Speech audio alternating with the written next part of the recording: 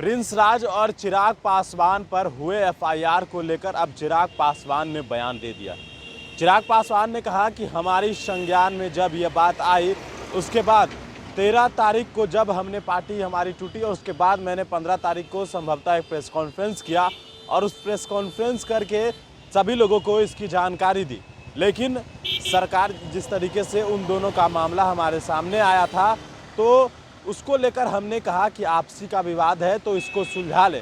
लेकिन जिस तरीके से अब मामला इस कदर हो गया है तो इसको लेकर चिराग पासवान का कहना है कि जो भी दोषी है उस पर कार्रवाई होनी चाहिए। सुनवाते हैं आपको चिराग पासवान ने क्या कुछ कहा है जब वो अपने गांव खगड़िया के लिए निकल रहे। पहला सुझाव मेरे द्वारा ही दिया गया। हम लोगों ने पार्टी की डिसिप्लिनरी कमेटी में भी इस मैटर को हम लोगों ने रिकमेंड किया और पार्टी की डिसिप्लिनरी, क्योंकि मेरे भाई होने के साथ साथ वो पार्टी के सांसद भी थे उस वक्त। अब तो खैर उनको पार्टी से निकाल दिया गया है, पर वो पार्टी के सांसद भी थे उस वक्त। और उस वक्त हम लोगों ने उनको यही एडवाइस दिया था पार्टी की तरफ से भी कि आप एफआईआर दर्ज करवाएं, और यही उन मोहतरमा को भी एडवाइस किया गया। अच्छा, अभिमन्यु के साथ आपकी मुलाकात हुई है, क्या साथ रहेंगे, क्या युवा हैं आप?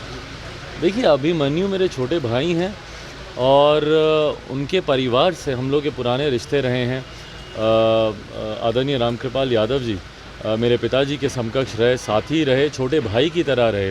भले किसी भी पार्टी में रहे, बट उनके और मेरे नेता के जो आपसी संबंध थे वो दो भाइयों की तरह थे और बहुत खूबसूरत संबंध थे। उसी नाते मेरे और अभिमन्यु युवा हैं, मेरे छोटे भाई के समान हैं और बहुत मेहनत कर रहे हैं। तो ज़रूर मैं चाहूँगा कि ऐसे मेहनती लोग मेरे साथ आएँ। तो आपने सुना कि चिराग पासवान का कहना है कि जिस वक्त हमारे संज्ञान में वो बातें आई थी उसके बाद हमने 15 तारीख को एक प्रेस कॉन्फ्रेंस की। प्रेस कॉन्फ्रेंस करके हमने ये जानकारी दी है और अब जो भी दोषी होगा उस पर कार्रवाई करे।